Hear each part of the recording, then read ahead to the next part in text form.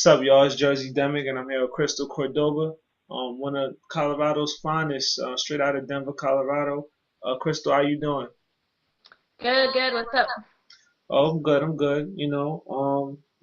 Glad that you joined us today. I actually met Crystal on Instagram, looking at different people that wore locks, and so I saw a few, and you click like on the pictures and all that, and then saw that she was actually into music, and I got one of her songs. I get a lot of music, a lot of people hit, hit me up, but her song in particularly it connected and touched with me, so.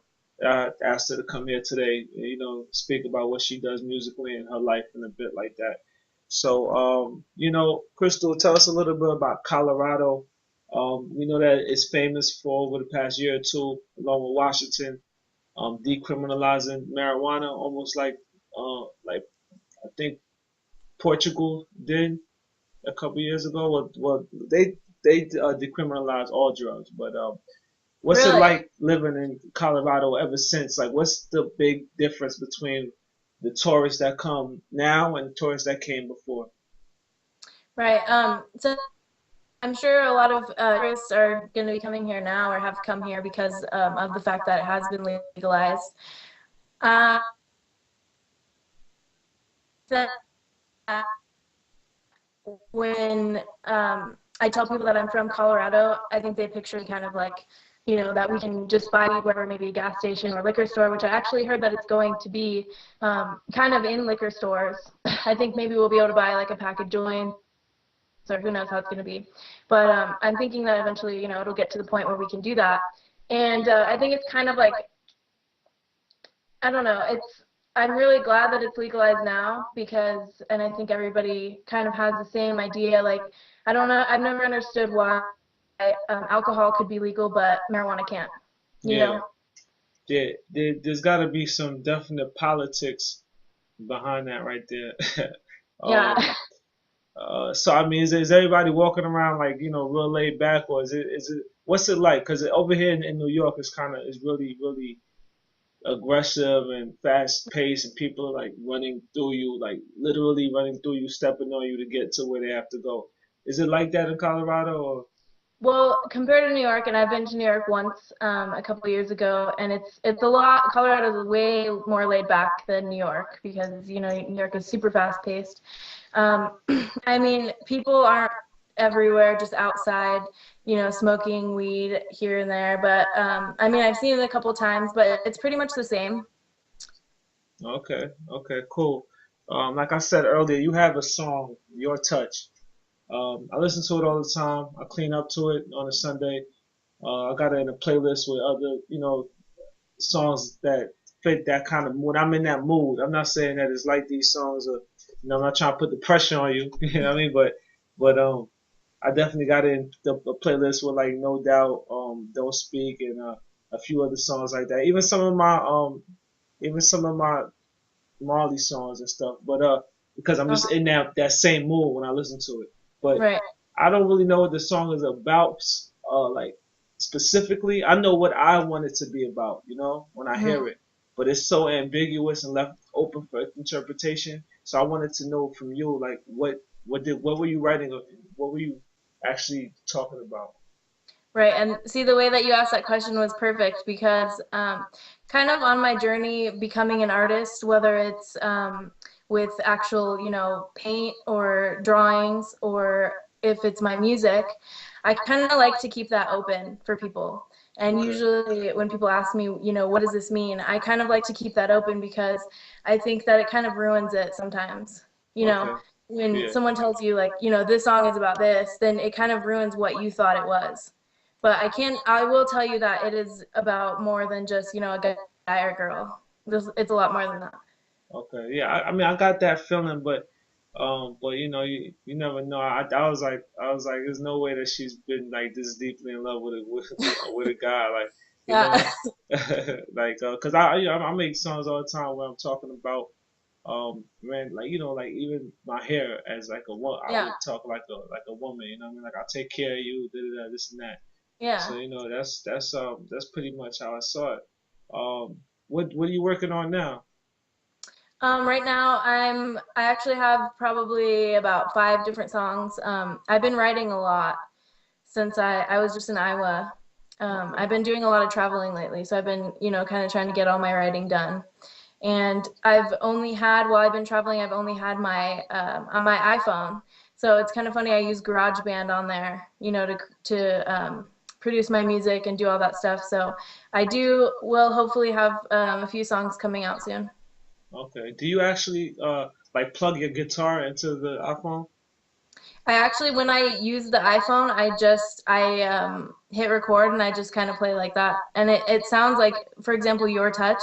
I Uh, actually recorded that entire song on my iPhone. that's amazing. That's amazing. Yeah, it really surprised me. It sounded a lot better than, it sounds like it's from a studio. Yeah.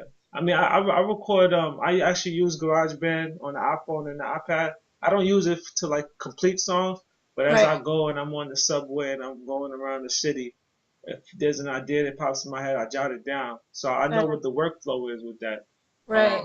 But like, but when you have a really strong melody and a really strong hook and that's a voice with the passion and emotion, Hmm. um, it doesn't really matter what you're recording it on, because Right. you can have like you can have a whole studio's worth of equipment, and if you don't have the right words and the right emotion, like you made Yeah. an amazing song using that, like that, Thank like, but I just on the East Coast, I don't know what it's like on the West. Well, actually, I do know what it's like on the West Coast. I've never actually been to Colorado, you. Hmm. but in LA, I do see a lot of different types of people with locks.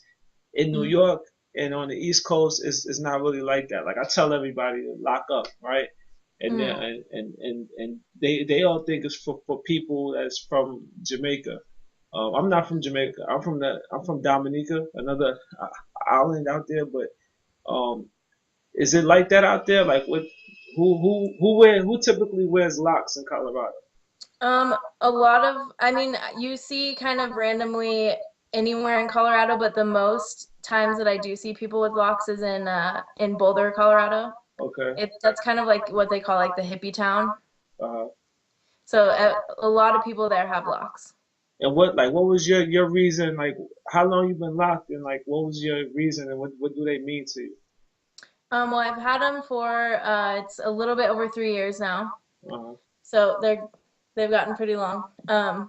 But it's I got them because for a couple of different reasons. I've seen I had a couple friends who had dreadlocks and I loved them. Like I just love the way that they look.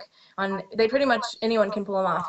yeah. So it's kind of like a fashion thing, but then also it's kind of like a spiritual thing as well.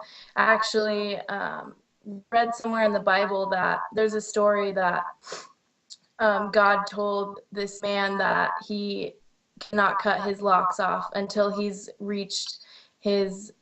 like satisfied with his life, until he's reached a certain point. So that kind of meant a lot to me. Okay. Yeah. I mean, those are usually like really a lot of the reasons. I found that a lot of the people that I meet with locks, whether they're like male or female, they just seem to have a deeper understanding.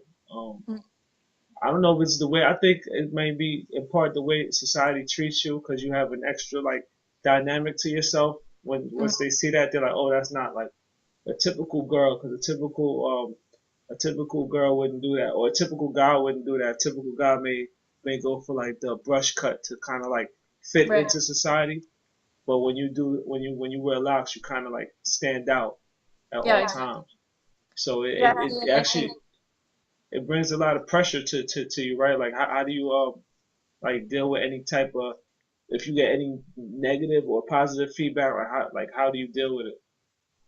I've never gotten any negative feedback. I've always gotten positive feedback. And no matter where I go, whether I travel, and for example, like I was just in Iowa, like I said, and nobody there, I actually saw one guy who had locks, but everyone there they're pretty like uptight and they're a lot different than, Colorado or any other larger cities.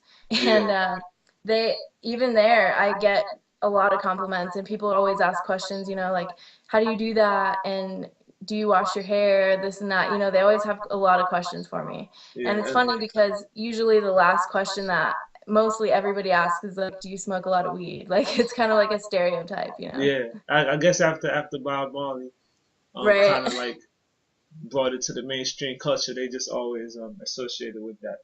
Yeah. Um, what would you tell her? I got a lot of questions from people, and every hair texture is different, right? So, um, what would you tell people, or what can I tell someone when they're like they come to me and they say they may be like a girl and they have like a straighter texture of hair, and they say, how can I get my hair to lock? How long is it gonna lock? What can I use?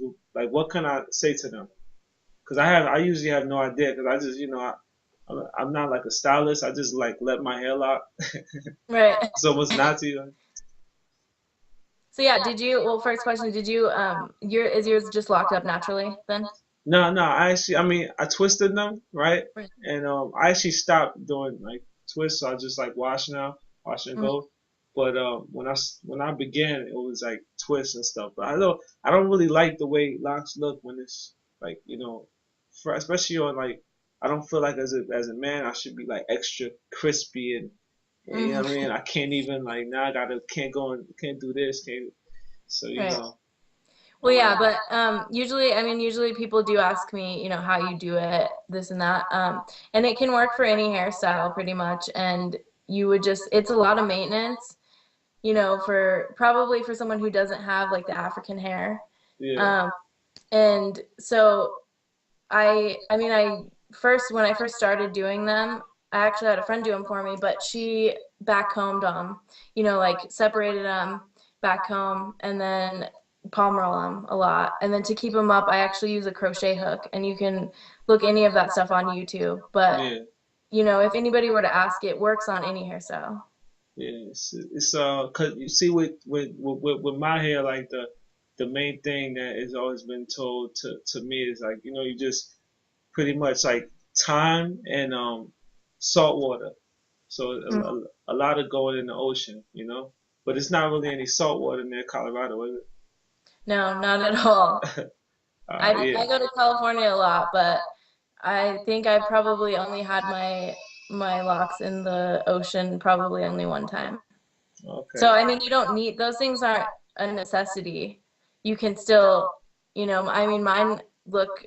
A lot of people say they look pretty good, and I just, you know, I keep up on them a lot. I don't let them just. I don't just let it grow. I actually work on the roots and all that. Cool. Well, that's what. Oh yeah, I wanted to ask. Have you seen the Dreaducated tag on hashtag on Instagram? And Yes, I have. what do you typically see in there? Like, what does it mean to you when you see it? Like, how does it come off? To me, I mean, it could be different for, you know, it could be different for you. Obviously, you're the one who created that. It could be different to anyone, but for me, it kind of means like a kind of a way of expression, like a way of expressing yourself. Yeah, yeah. I definitely like when we were like thinking about it. Is more is it definitely was just like um a deeper type of knowledge that we all seem to have as like people with locks. And I Mm, just, like the typical girl and speaking to you is like totally different. The conversation is going to go totally different, right. because it just, because I just feel like she's educated, and that's pretty much where that comes from. Yeah.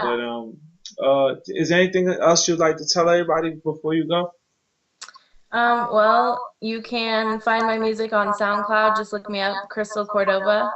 I'm also on Instagram. It's Coco or at Coco262. 262 is the area code in Denver. No, it's actually, that was kind of just a random number. The area code in Denver is 303. 303. Yeah. Okay, that's cool. That's cool. Well, thanks for joining us. Get it out there, and we definitely got to get your song, "Your Touch," to a few more people because I really Yeah. like how it sounds.